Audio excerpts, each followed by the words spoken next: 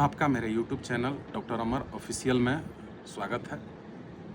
आज हम हिंदी पाठ्य पुस्तक के काव्यखंड से जो कविता यहाँ पे पढ़ेंगे, चर्चा करेंगे, उसका शीर्षक है उषा।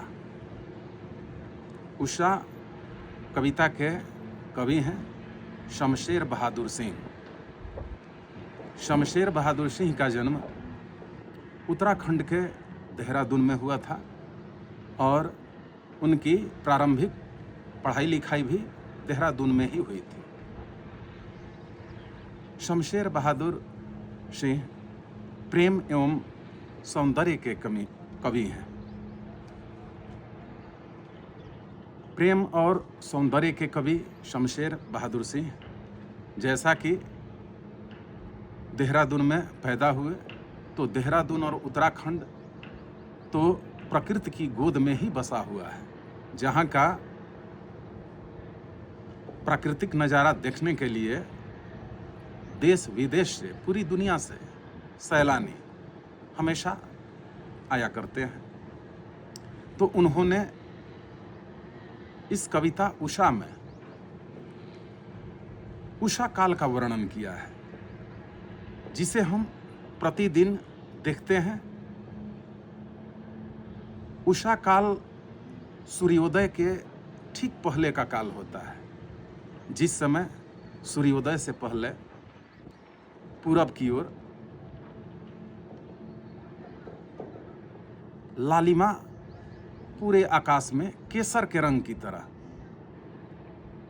छा जाती है और उसके पहले पूरे अंधकार में, रात के अंधकार में पूरा वातावरण समाये रहता है। लेकिन जब धीरे धीरे लालिमा पूरब की ओर छाती है, तो उस उषा काल का वर्णन इस कविता में शमशेर बहादुर सिंह ने किया है कि उन्होंने इन पंक्तियों में लिखा भी है कि ऐसे लगता है कि काले स्लेट पर, जो विद्यार्थियों को श्यामपट स्लेट पढ़ने पढ़ाने का जिस पे काम होता है, उस पे खली खड़िया जो तरह तरह के रंगों के होते हैं, सफ़ेद रंग के, केसरिया रंग के, उस पे मल दी गई कि अंधकार का सीना चिरते हुए केसर रंग की, केसरिया रंग की लालिमा जब धाती है, तो उस उषा काल के बाद ही सूर्योदय होता है और सूर्य के उदय के पश्चात वो लालिमा उषा काल का समापन हो जाता है।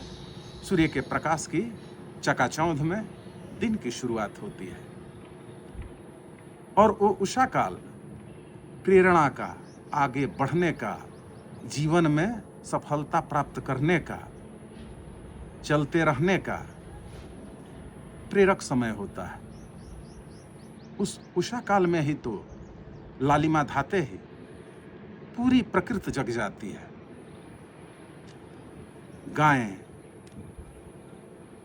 मुर्गे, पक्षी सब जो है आवाज करके जंगल की ओर, खेतों की ओर अपना नित्यदिन की दैनिक क्रिया करने के लिए, खाने पीने के लिए मानव उठकर अपने प्रतिदिन के कार्य में लग जाने के लिए समर्पित हो जाते हैं। तो इस प्रकार ये उषा काल जीवन में आगे बढ़ने का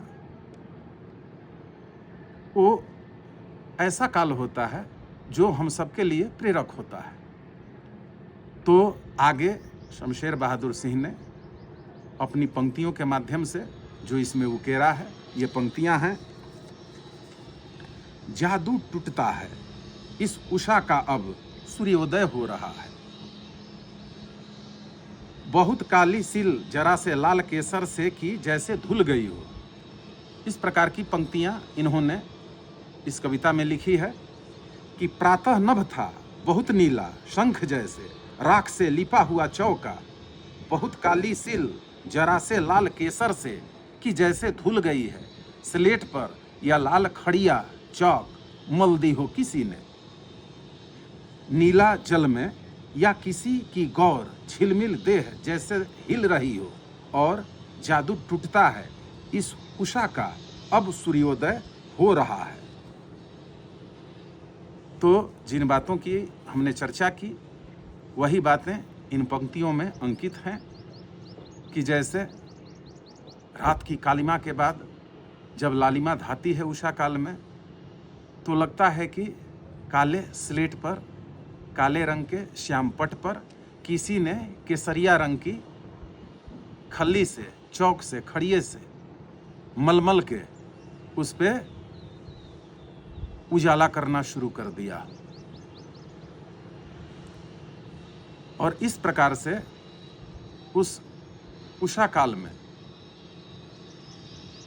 सारे प्रकृति के जीव जंतुओं की तंद्रा टूट जाती है, आलस्य दूर होने लगता है और नई ऊर्जा का संचार होता है, जो अपने दैनिक क्रिया के साथ साथ जीवन में आगे बढ़ने और सफलता प्राप्त करने के लिए प्रेरणा प्रदान करता है। आगे इस कविता में आए कुछ व्याकरण अंश में जो इसमें चीज़ें अंकित हैं उसकी हम चर्चा करेंगे। जैसे कुछ शब्द आए हैं, श्याम, श्याम का मतलब नीला, नीलवर्ण। उषा, ये इनके पर्यायवाची शब्द भी हुए और समानार्थी शब्द भी हुए। उषा का मतलब भोर, विभावरी। स्लेट, स्लेट का मतलब लिखने वाला, स्लेट पत्थर, स्लेट। तोयम, तोय का मतलब जल, नीर, अमृत। गौर, गौर का अर्थ हुआ गोरा, सुवर्ण। जादू, जादू का मतलब वही इंद्रजाल। तो इस उषा कविता में इन चीज़ों का अवलोकन करते हुए हम इस चैनल के तमाम वीडियोज़ को देखने और लाइक, शेयर, सब्सक्राइब करने का आग्रह करते हैं। बहुत बहुत धन्यवाद।